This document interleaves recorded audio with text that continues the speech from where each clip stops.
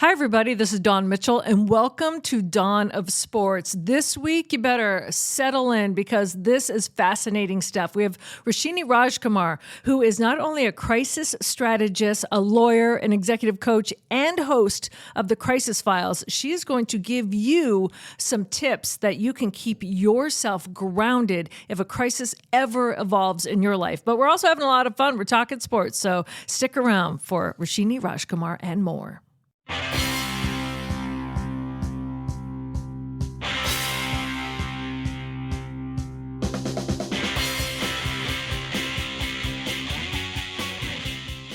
Welcome back to Dawn of Sports, starring Dawn Mitchell from Fox 9. Today's special guest, this is going to be a lot of fun, Roshini Rajkumar. By the way, if I ever screw up your name, please smack me in the head. I want to make sure I get your name right. CEO, author, podcast host of the Crisis Files podcast. We're going to start off just with our general sports talk. Then Dawn's going to have a nice conversation with Roshini. It's going to be really interesting, especially for somebody like me who's been in journalism since 1980-something. I'm old. I've been doing this a long time, so I'm really interested. But you look good, Jim. Well, let's not as journalists, we should be truthful, so let's be careful about saying things like that. But I'm really looking forward to the conversation. Before we get to your very interesting career and your very interesting role in the world, let's just talk a little local sports here. And by the way, Alex Halligan's our producer. We're coming to you from the Aquarius Home Services Studios. We want to thank our sponsors, Rudy Luther Toyota and Minnesota Masonic Charities. We appreciate all of our sponsors. Also, the best way to listen to this show or any show on our network, please subscribe to your favorite podcast app. It's free. It's the easiest way to listen. We've added Randy Shaver's high school football show to go with Mike Grimm's Gopher show and all the usual sports shows and outdoor content. Check it all out. We do appreciate it. Let's start here.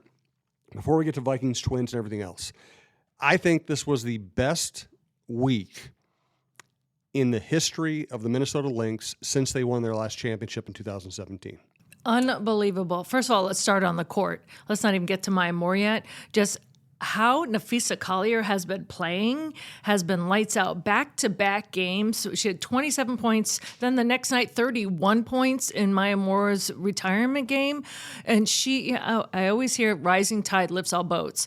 No, she's Superman's cape, and they're all clinging on. It has been amazing to watch. But this team, Jim, you and I have talked about it over the past year. They had the talent on paper, and they just had to kind of get it going. The team I see now, they're contenders to win the championship this year. So I'm going out there and I'm saying it. They are, and they weren't supposed to be. No. People who know the league very well all picked them to finish middle of the pack. So in that week, Reeve and Collier win gold. Yep. They come home. They play 2 games against the 2-time defending champs, starting on the road. They beat them soundly both times. And they have a back-to-back against a team that hasn't played all week and is much improved. Caitlin Clark has really turned it on, and they win that going away. And then they retire Maya Moore's jersey. They set an attendance record for the regular season, second largest crowd ever. Roshini, I assume you're a women's sports fan. I mean, I am. It has been fantastic. I am. I mean, now the only thing that's left is that they win like the Powerball lottery or something. I mean, this is really amazing. And especially when you think about that game against Caitlin Clark. Now, I don't know all the nuances that you two do, but I mean, that was a lot of pressure just because of all the attention Caitlin Clark gets. And so to win against Indiana, I'm sure was a little extra sweet in light of all of that kind of sideshow in a positive way. You know, I think everything is great. And Don, you'd appreciate this because, you know, my husband, he was working actually Saturday night, so could not watch TV. And he said, hopefully it's on a channel that you can watch it. And I just thought, you know what, we've come a long way. Come this far. Because to see these games on the main network channels is just, it just makes my heart feel so good.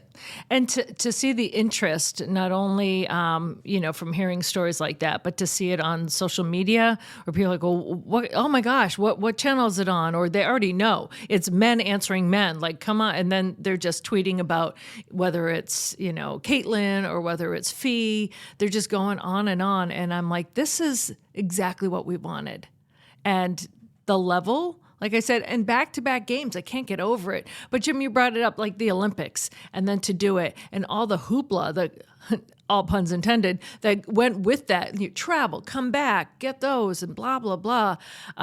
these women are showing that they're elite. We've always known that, but to maybe the naysayers, it's like, no, they're elite athletes. They're so talented, and they're just cleaning up. I talked with Simone Augustus earlier this week, and I said that to her because, they also have had Hall of Fame inductions, whether it's Maya Moore and Simone, and they're flying back to support their old team. So it was that feel good, just feeling in the air. You just can't well. script it. You can't.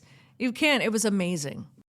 And it was capped, I thought, perfectly by the fact that Caitlin Clark comes into town Yes. as a transformative figure. And what'd she say? She said, Maya Moore, I grew up idolizing her, and she hugged me when I was a little girl, and it changed my life. She said that the other night in the press conference. Yes. It changed her life. And that's where we are with women's sports. The WNBA, the Olympics, whatever women's sport we're talking about, they've evolved to the point, and people around them have evolved to the point where they are influencing young women to want to follow them. And Cheryl Reed talks about it all the time. It's like the Lynx existing and then being great inspired Paige Beckers and Caitlin Clark and people like that. That's the full circle moment we're seeing. And I think we're at this point with women's sports now where it's all there. It's just a matter of how quickly do advertisers and broadcasters want to embrace the change that has already happened. And Jim, you've been covering this for so long. I mean, all of women's sports, but especially the WNBA and the Lynx and this hometown team. But not only are little girls looking and saying, wow, my hero, but little boys. Yeah. And when you have, again, I'll reference my husband, he tells me more about women's basketball, both college and pro, than I even know on any given day. And so that is really, in my lifetime, in our lifetime, Dawn, to have that game-changing effect is so beautiful. Yes, and I think it was Natalie Darwitz when we first started this podcast, and she was on there, and she was talking about her two sons. And she said, there was this watershed moment for her where she was just going about her life, coaching hockey, always at the rinks, where one of her sons said, Mom, boys play hockey too? I saw the boys play. And she goes, it just struck me like, oh my gosh, that's so awesome. So yeah, that's exactly what it is. There's a guy that I work with, and if you don't follow him, you should on Twitter, Van Shea Murdoch, no relation to Rupert, just one a different spelling. But Van Shea is one of our very talented photojournalists, and he is huge on women's basketball. If you want to know anything, I remember I covered the Final Four when it was here with him, and it was the best thing because it was like having two pairs of eyes on a swivel. He's like, oh, there's Dawn Staley. Oh, there's blah, blah, blah. Da, da, da. I'm like, you are a godsend. He goes, there's more of me out there. I'm just better. It's amazing. And that's what makes my heart swell when it comes to women's sports. It really does. We always mention the Minnesota Aurora while we're doing the show. They are going to be at the State Fair. Just look up MinnesotaAurora.com. You'll see their schedule. They have some giveaways. They have some parties. They have some meet and greets. I'd highly recommend checking them out. I know Andrea Yock was out there the other night. She was posting all the cool pictures from out there. Yeah. So let's keep that thing rolling. As far as men's sports, let's just touch on two really quickly. We're speaking as the Vikings are making their final cuts, so we're not going to pretend we know exactly what they're going to be. But it is really interesting to get this close to the regular season. You know what struck me? Thinking about all the preview stories we're going to do and assessing this roster. We went from 6 years or whatever it was of talking about Kirk Cousins, debating Kirk Cousins, analyzing Kirk Cousins every day. Here the Vikings are without really a starting quarterback. Sam Darnold's going to try to be a starting quarterback. And we never talk about Kirk Cousins anymore. Isn't it so weird? It's like he disappeared. I mean, he didn't. That's the nature of sports in our business, isn't I know, it? it's amazing, though. But you don't even hear people saying, God, it'd be great if we still had Kirk, I mean, right. he just disappeared off the face of Minnesota. And conversely, I'm going to say that we did not think Jaron Hall would be a name that we would be bandying about, and there he is. It was great for me to see him in that final preseason game, whether or not he gets any shot on the field or not. But that's why you bring all these multiples of quarterbacks into camp, because history has shown that things can change quickly, and it has. Where all of a sudden we're like, okay, well, Sam Darnold is the starting quarterback. Who else are they going to go to for week 1, So there's no competition yet from J.J. McCarthy now, and that just... Thankfully, and I don't say this glib or anything, but it's just a meniscus. And from a person who's torn her meniscus, I don't say that lightly, but it could be so much worse that I think that he'll be great. He'll stick with the team, and he's got such a great attitude. But, people were going in there like, well, we've got JJ. Just give Sam a couple games until he gets elbowed out of the way. And now people are like, oh, we love you, Sam Darnold. Hi, please, can we shuffle your driveway, please? So it changes so quickly. It does. One other note I want to make, Twins, we're talking here on Monday, midday. The Twins, 3 of the last 8 losses, 3 of the last 8 days, they've lost in horrific fashion. I just want to point out, as I did in my column today, they have the best record in baseball since April 22nd. Yeah. And for all the problems they have and for all the complaints people make about the franchise, they keep winning. They keep winning, and their injured list it's ridiculous. And it's and not it's only bad. is it Correa's long, it's back. big names still. You look at Correa, you look at Kirilloff, you're Buxton. just like, oh my, Buxton. You're just like, wow. So when they lose ugly. But when they win, I think let's just be smart about it. Like, look at all the people they don't have. And then you see Trevor Larnach just kind of launching home runs and kind of going on his coattails. So Matt Wallner, too. Yes, when you got that kind of team that's kind of stepping up and being the next man up, I think you're going to have some ugly games. That's just and how also I look when at you it. have to appreciate just how long the baseball season is. It's amazing how many how long it games is. and the endurance that they somehow. So it makes sense. There will be injuries. There will be down days. But it's interesting as a fan, the roller coaster that this is. So let's stressful and interesting. Yeah, well, it is, and it's amazing how long the season is. They still have 32 games left. My God. Do you have trouble sometimes finding the creativity for yet another baseball column? Yes. It's always, that's the challenge. Because, I always say you can't write a good column if you start with a bad idea.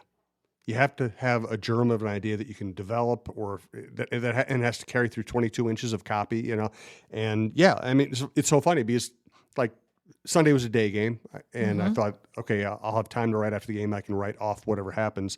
And here we're talking here on Monday, and I was going to go cover the Twins Braves game on Monday night, and I was like, there's just no guarantee there's going to be a good story to tell. So I'm going to write about the Vikings because the Vikings are always of interest, But baseball, I always say my favorite sport to cover is a good baseball team. My least favorite story to cover is a bad baseball team. But they have to be good to generate ideas, So let's get to, and I'm basically going to hand off to Dawn and let her handle the conversation from here. But we do want to start by thanking Aquarius Home Services and Rudy Luther Toyota.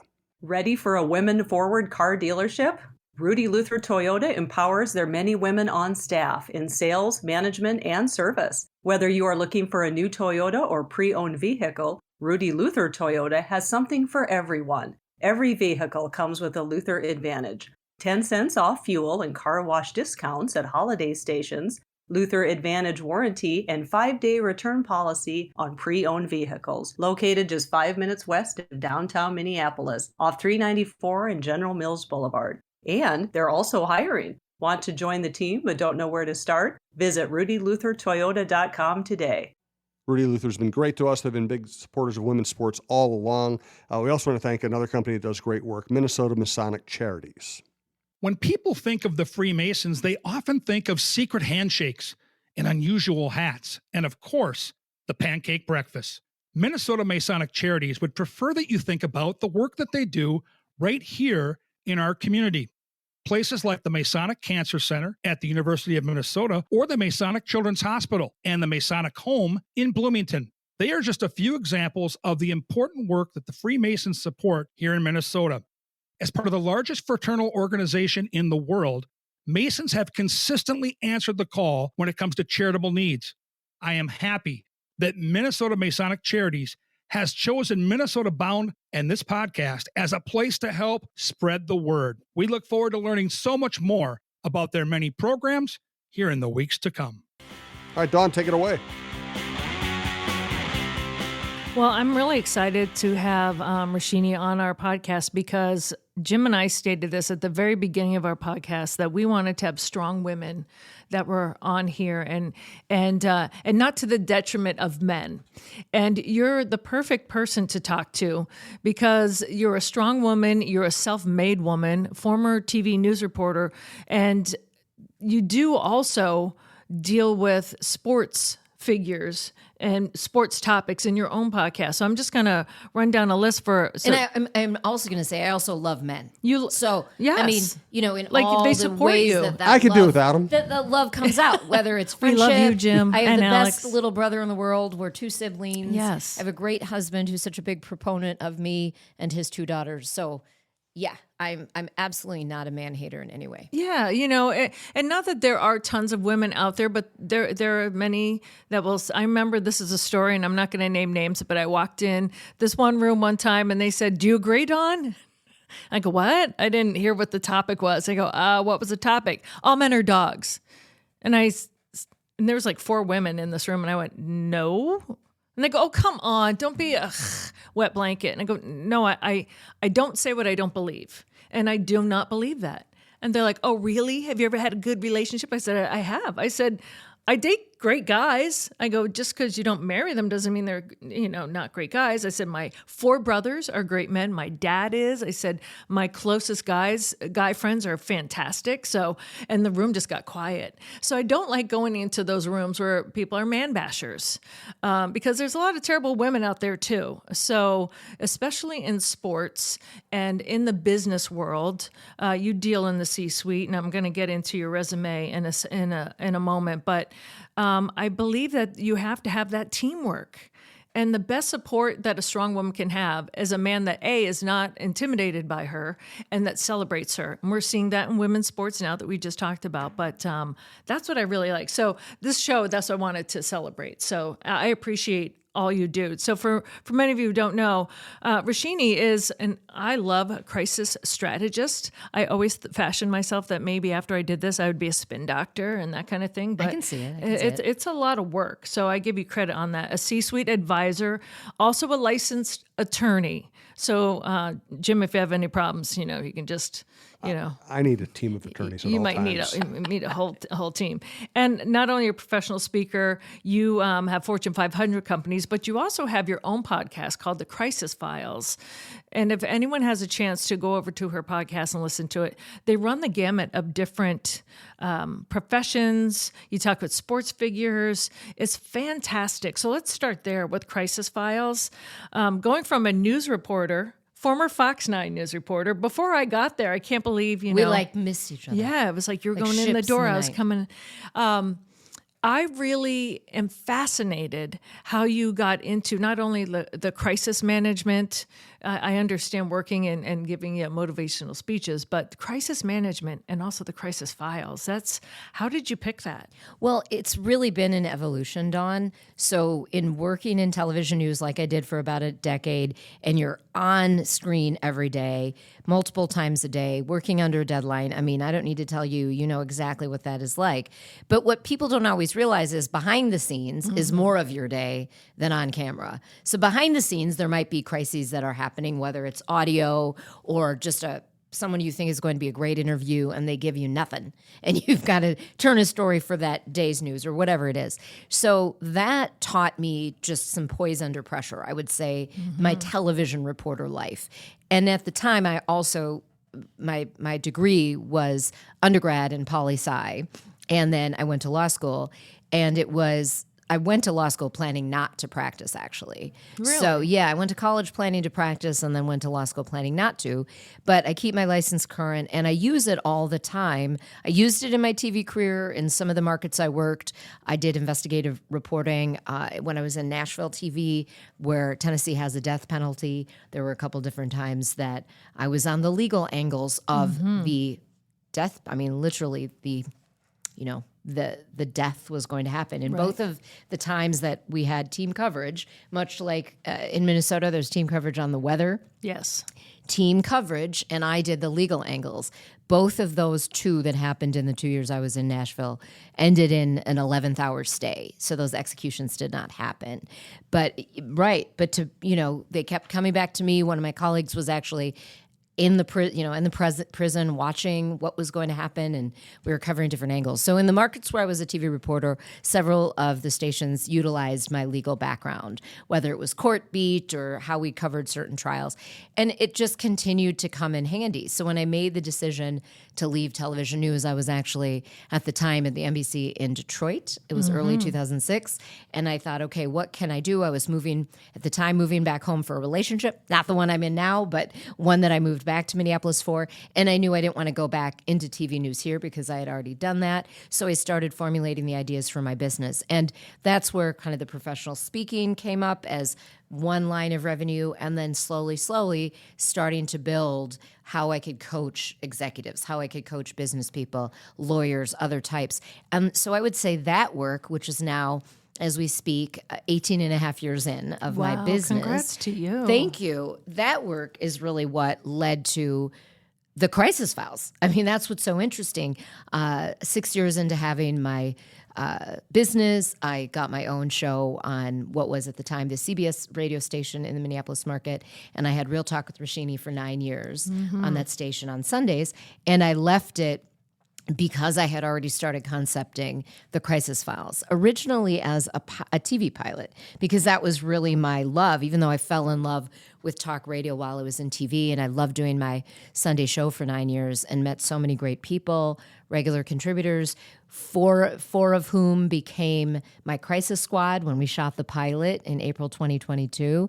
And while that was being edited, I didn't want to hide the title. We had bought the website, we had held on to the social media handles, and I was going on outlets like Court TV, giving commentary on different trials that were going on. I was going on different outlets giving political and legal commentary. So that's when the idea came, why don't I start at first iteration as a podcast? So it launched in August of 2022 as a podcast, and I'm pleased to say we're, past 2 years now. Season 3 just kicked off, and what you can do in a 15 to 20 minute podcast, which is generally what the weekly episodes are, what I thought originally as a pilot for TV, which was a business to business kind of show, in doing the podcast, I've found it's also a business to consumer kind of show. So there's a much broader audience that is really in need of crisis content. So our tagline is not a matter of if, but when. Crisis will rock your world, no matter what it is. Is it family? Is it job? Is it your kid gets sick or has a life-threatening disease? Any kind of thing could have a crisis component. And in fact, in 2023, Accenture said the number one trend for 2023 was that we are in a state of permacrisis. Yes. And that's continued. I don't think that's changed as we're here in 2024. So the crisis as a content, as a show of its own, really just was building through all the work I was doing with my executives because I was helping them prevent crisis, or they'd be in crisis and I was helping prevent something from going viral or something from going to a lawsuit or even getting worse. And I tell you, having the broadcast background has definitely helped in this work because I'm constantly prepping people for media interviews and I'm prepping them of what to say, what not to say, how to say it, don't say no comment, all those kinds of things.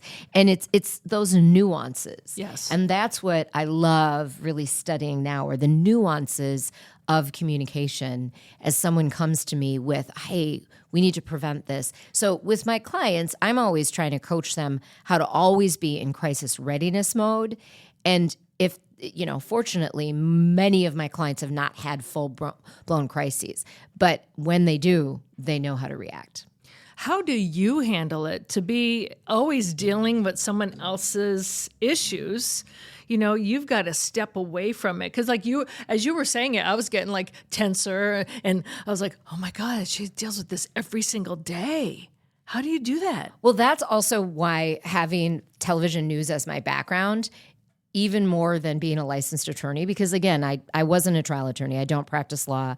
I keep my license current, but I keep it also on dormancy, so I can't go and represent people. But I can use all of the legal skills in what I do. So having had all the deadline pressure of being a television reporter, or let's say I was on a story for 8 to 10 hours and then something breaks, and you know how that goes, and you have to turn on a dime and go do a whole different story. That's a lot of pressure. It's maybe not crisis level. Sometimes it is if we're on a body search or there's been an explosion and you have to be the one to convey that in a respectful and thoughtful way to millions or thousands or tens of thousands of viewers or listeners. So those are the kinds of things. I mean, I remember when I had my radio show, it was the Sunday that we learned Kobe Bryant's plane went down. And I was on the air for those 3 hours. And, you know, we had guests that were booked. And one of the guests I remember well was a news broadcaster who was on. So we were able to talk about this, but that changes up. So learning how to pivot is a big thing that I teach all my clients. You can go into something with a plan A, but if 50% of the time you get to execute plan A, you are lucky. So if for 50 or more percent of the time, if you don't have some kind of plan for the pivot, which will eventually arise, even if it's not a crisis level pivot, it just could be something that you don't even expect. Someone just lost their parent that day and now they're in the meeting with you and you were going to be like the hard sell. Well, maybe today's not the day for that. I mean, those are the different kinds of things. So those nuances. And then you asked, how do I kind of take that all in? Just like when I was a hard news TV reporter covering murders and child abuse and all these different things every day. Humor helps. You got to keep a sense of humor. You have to know who you can trust with that humor. And then something that I coach my clients, I call it green space. So it's that time that you take as much as possible, hopefully every day, but for sure every week, that you have full refresh time. Even if it's 15 minutes or 60 minutes, is it your workout? Is it happy hour with friends? Is it going on a run or just reading the paper? Reading Jim Suhan's column, don't torture yourself. Uninterrupted with your favorite drink in hand. That is. I do recommend drinking when you read my column.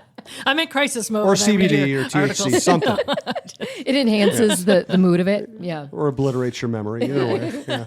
So that green space is so important. And I really recommend everybody, all of your listeners, to think about that. Where is there green space in my life? And I color code my calendar. So if I have 2 days and there's no green space, green color, that's a problem. So that's a good way to and then you look forward to it every day. So those are the kinds of things that keep you refreshed and recharged, and then you can be on your game. And, you know, much like you with what you're doing with your deadlines at Fox 9, Dawn, I mean, you don't always control your schedule. No. The headlines sometimes do, player's schedule does, the news desk does, and that might not be crisis or stressful, but it does change the adrenaline. So you've got to make sure you get your sleep, you get your downtime. Yeah, and sometimes, you know, a lot of people in the business, whether it's writers or reporters or anchors, sometimes you don't have that luxury of the downtime. So that's interesting. I got a little stressed just saying that you color code your calendar, because I was like, I don't know how that helpful. But the green thing, I'm like, okay, I could just do that because I can't color code a calendar. And it's a beautiful like green grass color. Yeah. So then I'm like, oh, I have green grass color on my calendar.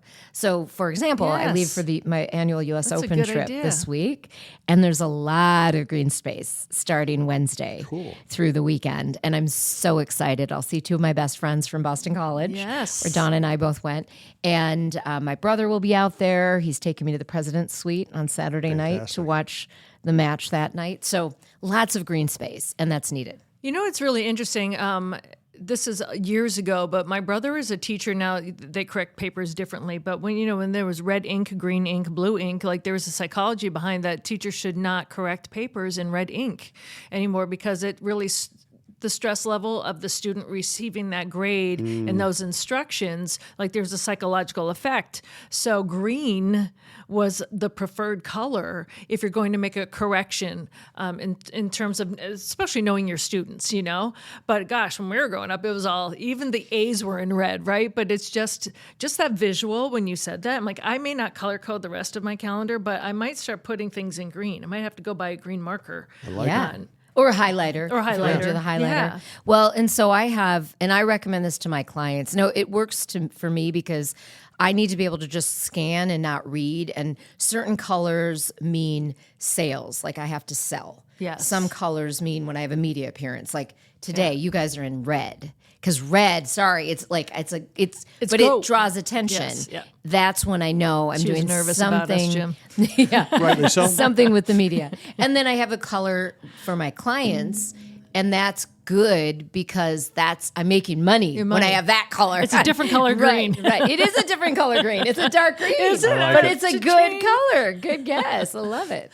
So for some of the people that are listening, and you touched on it, and I'm not going to name names of athletes, but there's many times Jim and I, as reporters, we don't want to cover a news story.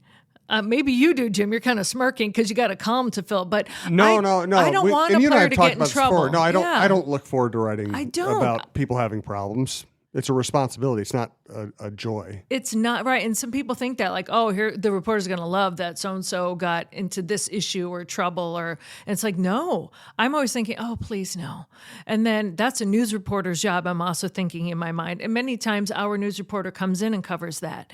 But many times I'm thinking, take off the reporter hat, the person hat. I'm like, that athlete or coach needs to just shush. Needs to just not say it. So you said Don't that. make it whether worse. to tell them not to speak. And that's where I feel like, you'd be really good in that situation. Like, I don't know what advice that person is getting, but it is not good advice. Have you been in that situation? Not to name names, but it's like a high profile person and you have to advise either his people or them. Like, no. Well, fortunately, I can't off the top of my head think of a client of mine who has been unprepared or just said the wrong thing.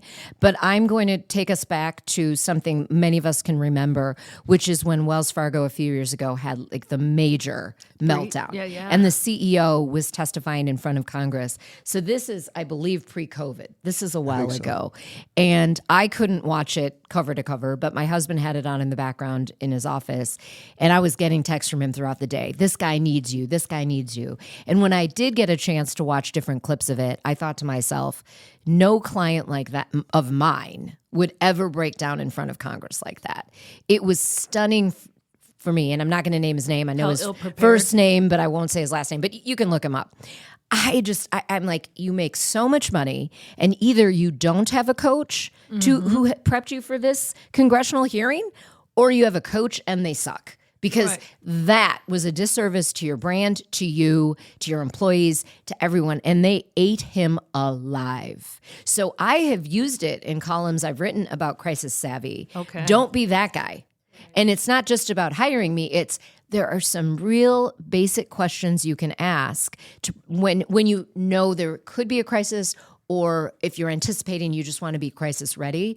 And one of them has to do with who are your spokespeople? And have you trained them, coached them? Have you done some simulations? So these are just some things.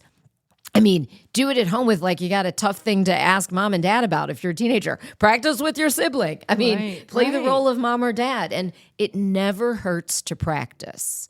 It never, ever hurts to practice. And certainly just saying everything that comes to your head is not a good idea either. Mm-hmm. So, I mean, I think of some person who I actually love to watch, which is his aunt, Anthony Edwards. Now, Ant can get away with a lot. He's young.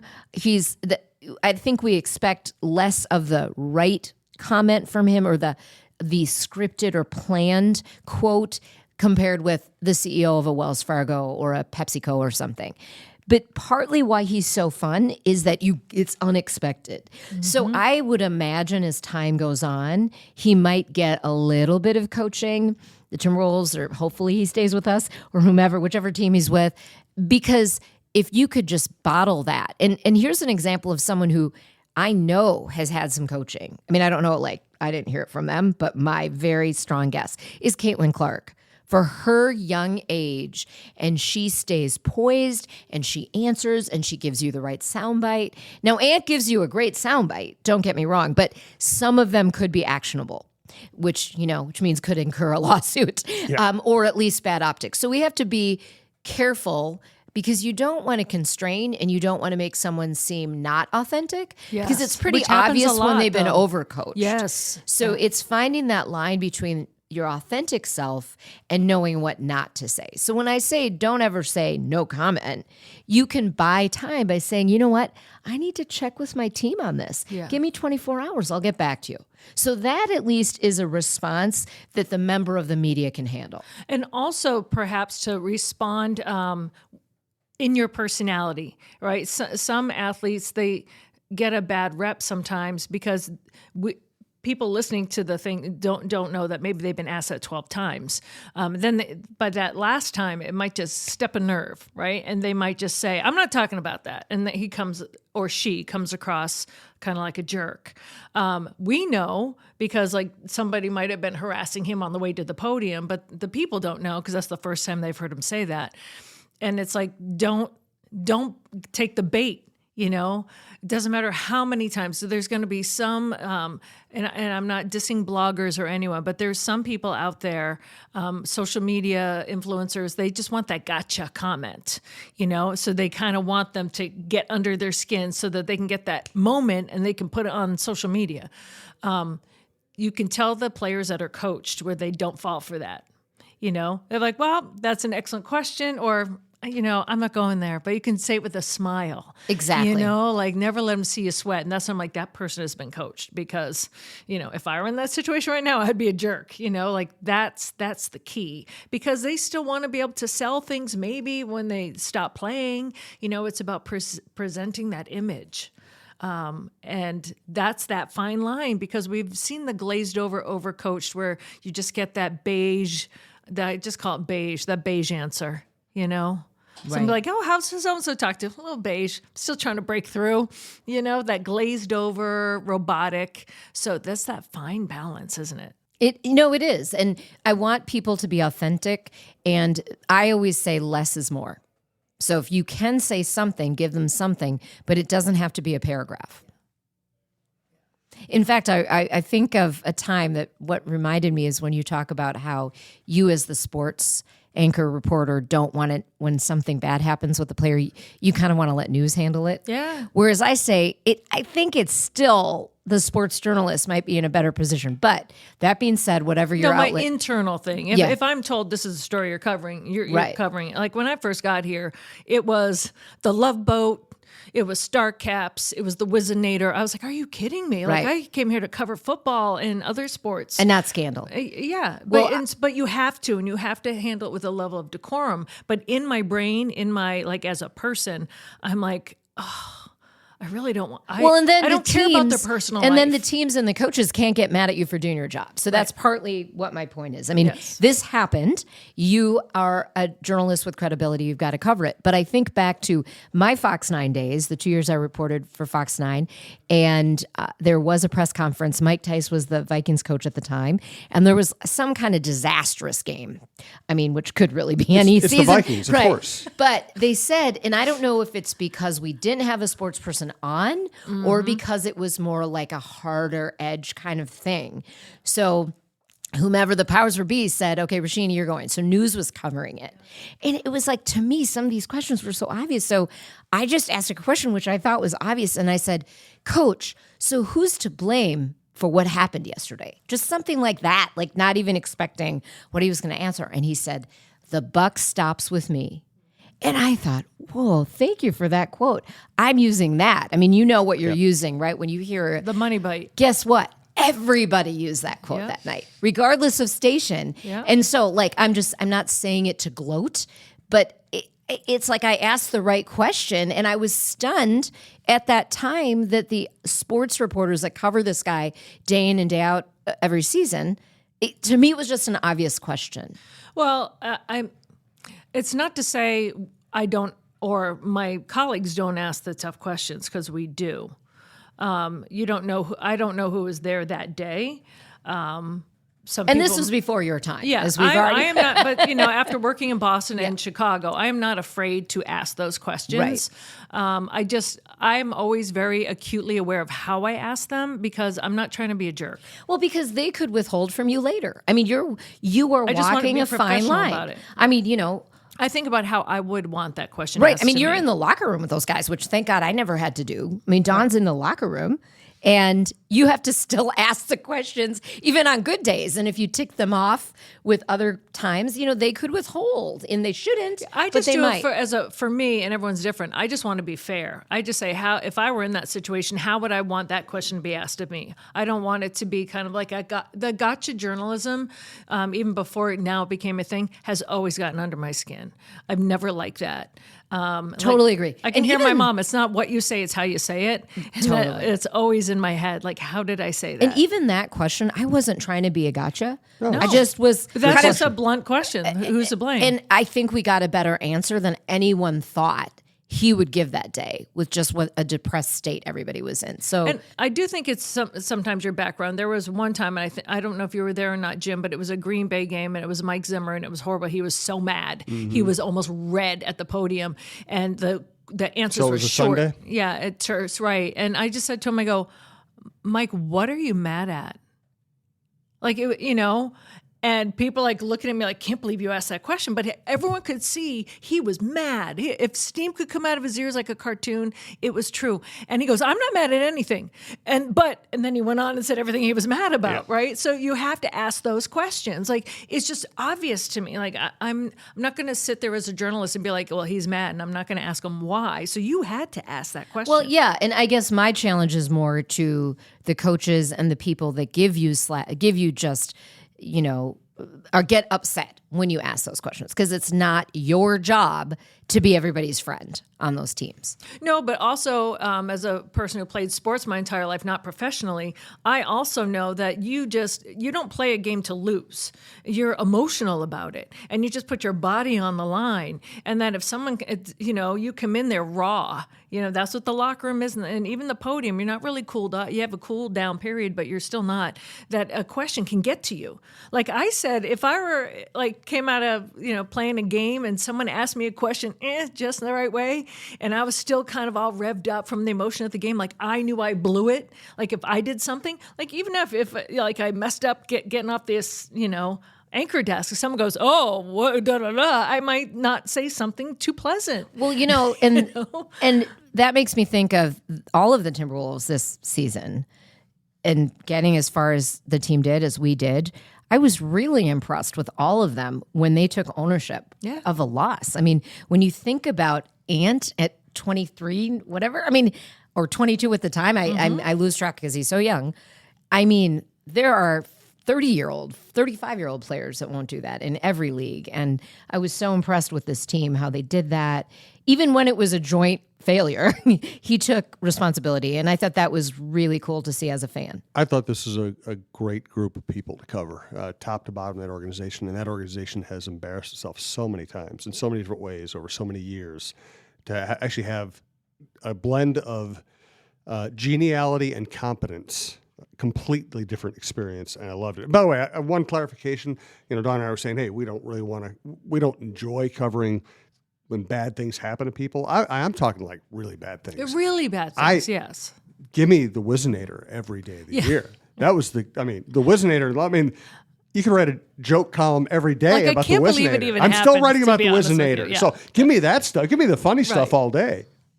But it's the harder stories, like Adrian Peterson and his son, and then that kind of things where I'm not shying away from it, and I'm going to ask the questions. But inside, I'm thinking, I really got into this business to cover games. Well, and I think that story in particular, and I can think of others like that it does make editorial sense to have the news department cover it. Because they can cover it more thoroughly.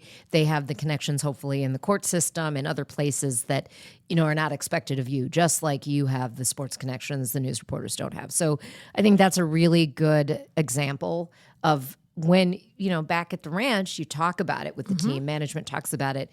And that to me is what journalism is. And that's why quote unquote bloggers or anyone that has a voice on X can just put stuff out. And I wish more people would be discerning and really check your facts and really check who you can trust on sources when things are getting put out there. So, and also it turns into a circus. Depending on what the topic is. And that's another thing for the back of my head, like, oh no, Like, I was hoping to just cover the sport and his performance. Now, if it's something in their personal life that affects their performance on the field, different story. But I don't care who they're dating. I don't want to do a story that so-and-so is dating a celebrity. I don't care. Now, if all of a sudden, because they're getting divorced and then they're terrible on the field, then that becomes, in my mind, the realm of okay. So, but I understand that we have to cover different things. And it was really hard to ignore Tiger Woods' sex addiction. Well, I mean, it was really hard to ignore that. I mean, that's there are times when it bleeds over. Off-field stuff becomes the story, whether you want it to or not. You could not stay away from that. Tiger Woods might have been the most famous person in the world, and he's going through this, and it's affecting whether he can play in tournaments, whether he can play in majors. Whether it affected his chase to be the most decorated golfer of all time. You just have to do it factually, but there was no way to stay away from that story. So, Roshini, I'd love to ask you this question. When I sat down when Kevin O'Connell first got here, and we were talking about, Boston University has that where they study brains, especially for CTE. And I said, I also would love to study the brain of people that go through crises and they come out smelling like roses, like Tom Brady. Like, it doesn't matter what you throw at him. Like, is he a robot? Like, he just performs. And that's what I said. I go, I also want to study those brains. So when you have, whether it's an athlete or something like that, that is constantly going through that, but still comes across. And we know, Tiger Woods, how do you come back from that and still be so beloved? He is. You see these high profile people that go through things, and it's like the car wash. It just washes right off them, and they just keep going. I know that you've had to deal with people like that, but what coaching would you give someone like that? Just to keep who you are. It's really interesting you ask me that, Dawn, because constantly I am telling top-level leaders, which is mainly who I'm coaching, there are so many analogies to sport, especially professional sport, in what we're going to do together. And I use Tom Brady as an example. And I say Tom Brady is the GOAT, a GOAT in his industry. But he's had multiple coaches. Yeah. Michael Jordan, one of his final coaches near the end of his career, hired someone to get him the extra .001 out of his physique. That's the mentality. So that's when, if someone's working with me for 6 months, a year, whatever it is, I say, look, I'm going to teach you ways to every day, even after I leave your life, to find the wow. So you have to understand it's not, okay, you go through 6 months with me or a year with me, you're perfect now. No, every time you're out of the gate in month 1, in month 6, in month 11, you're going to be better if you put some of the tools I'm giving you into play. And when I make the analogy to professional sport, I would say more the guys than the gals when I say that, but they see it like, wow, yeah, it is. I'm the Tom Brady of my field, whatever industry that is. And so what are the common denominators of this? So much of what we see, so Tom Brady, because football's so easy, 16 games in the regular season? 17. 17, okay. So we see a fraction of what they're doing to prepare for game day, a fraction. And so that's what I say to my clients. Your game day is the board meeting. Your game day is the interview on Fox Business or CNN. Your game day is that huge multi-million-dollar deal, okay? So I coached the team that won what we now know as CHS Field. So Ryan Companies back in 2013, and they gave me this testimonial. I normally wouldn't share the name of a client, but I coached the 9-person team that was the hands-down unanimous choice to build the Saints ballpark. And that was a team of executives as well as the super, all different kinds of communication levels. I coached them together, I coached them individually, and helped them choreograph their performance. So if they had just thought, okay, we're going to just do 2 sessions with Roshini, then we're done. No, I coached them to win, but we also picked it apart. We did simulations of the Q&A they'd have to sit through of this 8-person panel. We learned how many of these 8 people could we learn about, get their names ahead of time, do audience analysis on them. So all of that was before they went into their 1-hour presentation to then win the ballpark. So it's just a really easy way to encapsulate. It was a 3-week coaching package where they had 3 weeks with me. I did a final simulation. We had different parts, non-team members come from the office, other leaders that drilled them as if they were the panel. I mean, and that's what you don't see. So you don't see all the things that Tom Brady's doing off the field, or you pick the pro athlete, but you see game day. And football gives you 17 opportunities to see it. But most of us in life have mini and big game days. So you have to treat everyone with intention and clarity and focus. So that's really the difference. It's that winning mentality. And then when you don't accomplish your intent, I don't even call it a failure. I like to quote one of my mentors who said, there are only wins and learnings. Wins and learnings. So every time you didn't quite accomplish the intent, the win, you look at, what did we do? Did we have the right person saying this? Was it the right spokesperson? Was it the right choreography? And, there are always going to be X factor. They teach us in law school, well, what did the judge have for breakfast that day? It could affect the outcome. You really hope not, but it could be something that trivial. So you have to go in really prepared. I'm also a big believer of not blaming. No victim mentality. You have to go in as well prepared as you can and plan for the pivot every time. So when I know, like when I go back to that team that won CHS Field, when they knew X, Y, or Z was the questioner, I said, in your head, yes, you're answering the whole panel, but specifically respond to that one question from that person so that they know you heard them. And I taught them how to do what I call the quick muscle IAP in their head to spit out them the answer, not spit out, but be thoughtful in their response, not just a generic response. So these are the kinds of things. And it doesn't have to be time consuming, but it is repetitive. Yes. And it's like we say, I'm a distance runner. You can train for a marathon. You can run 3 20-milers. But really the only way you get better at running marathons is running marathons.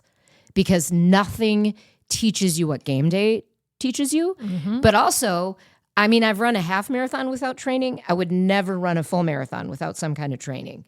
So training does matter. You need the training. And the more enhanced and focused you can make the training, the better on game day. And that's what Tom Brady, and he's one of my favorite examples. So when he has a life crisis, I'm guessing he applies some of the same things.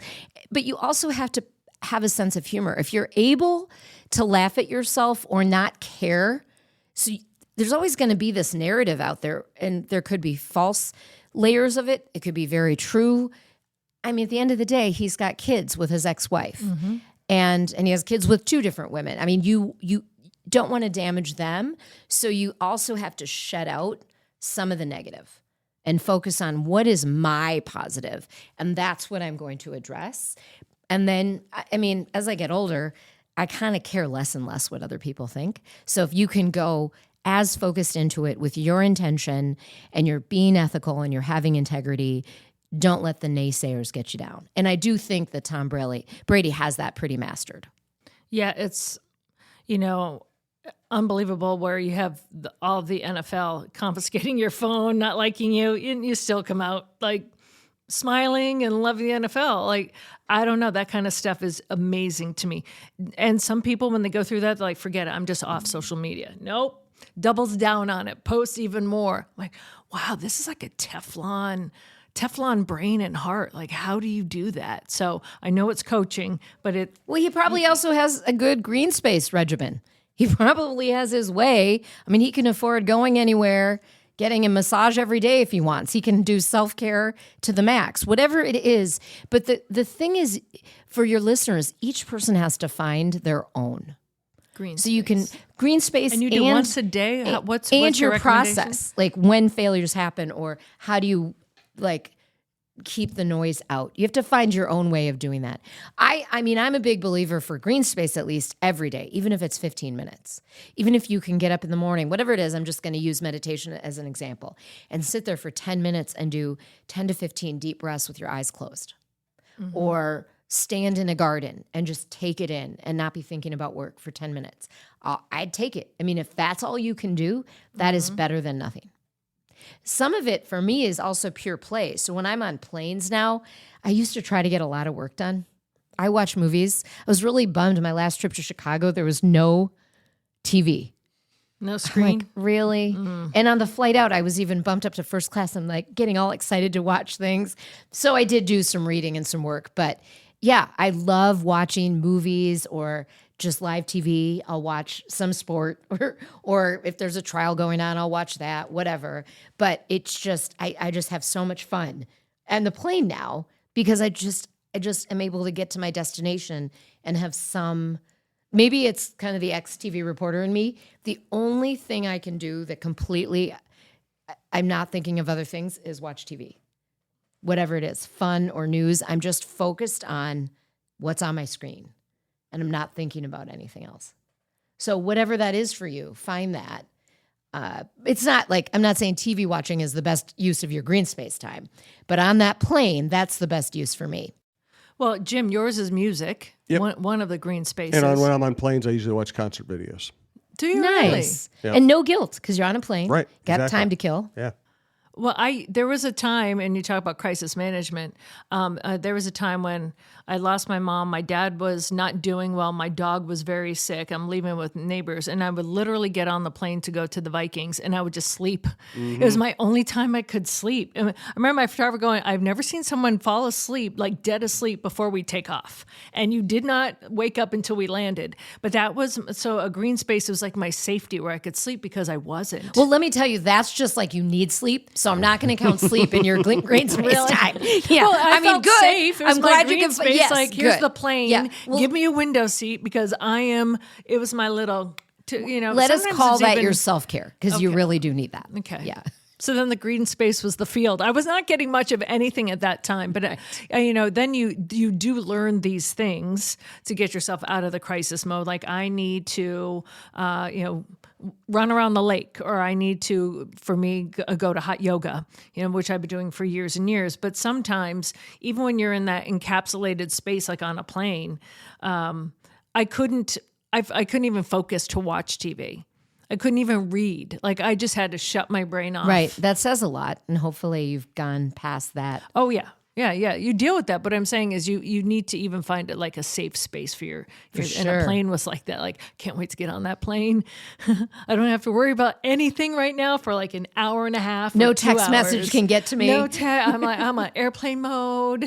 I can just, and then you fall asleep. So, but sometimes it was just, I just need this time for me. But to think about putting that actually on your calendar in green is interesting.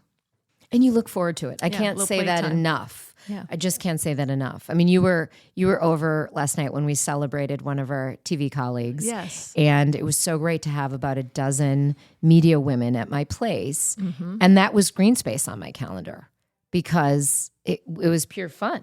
And even better because my husband cooked all the food for us ahead of time. Yeah. And pure fun I just for me had to be too. bartender. Yes. That's so true. Well, Roshini, thank you so much. I know when people see the crisis files, they're like, automatically one of my friends says, "Is this like the first 48?" And I'm like, it's different, but it's even deeper on a professional level. Like you're not solving the crimes, you're helping the people. And sometimes headlines tip us into it. Like we dissect headlines. Way back, one of our early episodes was called Live v PGA. So my Crisis Squad member, Steve Silton, and I dissected that whole, it was the early stages of Live Golf, really. Yes. And it was when we didn't know we'd get to, the quote unquote copacetic way they're living with each other now. But that, I felt like we were on the cutting edge, one of the first to kind of do something with that, other than the traditional media, sports media that was covering it. Because we're not trying to be even though we're a weekly podcast, we're not trying to be the current news. Right. We're trying to have episodes that you can listen in a year or two and it's still relevant and bite-sized, 15 to 20 minutes, very bingeable. And I have friends that, on long drives or when they're running, they listen. But we do things like sleep deprivation. Yes. We did an episode on that and giving you tips to live life better, to prevent the crises in your life. And hopefully giving you some insights. If you are in a crisis, you can go to that respective episode on our YouTube page or on thecrisisfiles.com or wherever you get podcasts and find the situation you need and get some help from us. So myself and either one of my crisis squad members is on with me or another high profile or thought leader type guest. And I'm very selective about who comes on. So these are conversational, unscripted. The only thing that's scripted is the intro, unscripted conversations. And I just sort of let the conversation go where it flows. And even when I was in TV news, the interview was always the favorite part of my day. So the interview in this conversation, it's just that conversation, the voice, the back and forth. I find just really, really fun. And sometimes guests really surprise me. The array of emotions that the guests have shared, sometimes to their surprise, is interesting. And then also we talk with inspirational people, inspirational leaders, whether they're CEOs or we had an episode that dropped just a week ago, Alexa Score, former professional wakeboarder, current adventure TV host, and she shared her leukemia journey and how she was diagnosed at age 16 with the kind of leukemia that usually 65-year-olds are diagnosed with. And the fact that she's even alive today in her 30s is amazing.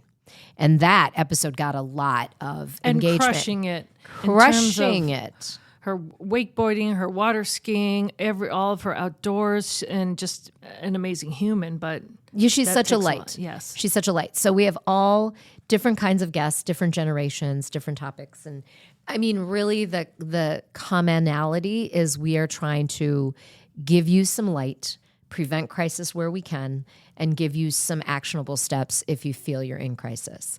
We can't promise, again, my lawyers say that we can't promise that we will solve every crisis, but I think we're going to leave you in a little better position to deal with life and to be inspired.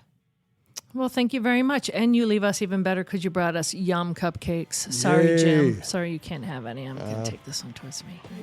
They're so good. They're even fun to watch you guys. Okay, great. Yeah, Alex, he was in heaven. So thank you. Thank you for Roshini, having me. This fun. was great. Thank you so much.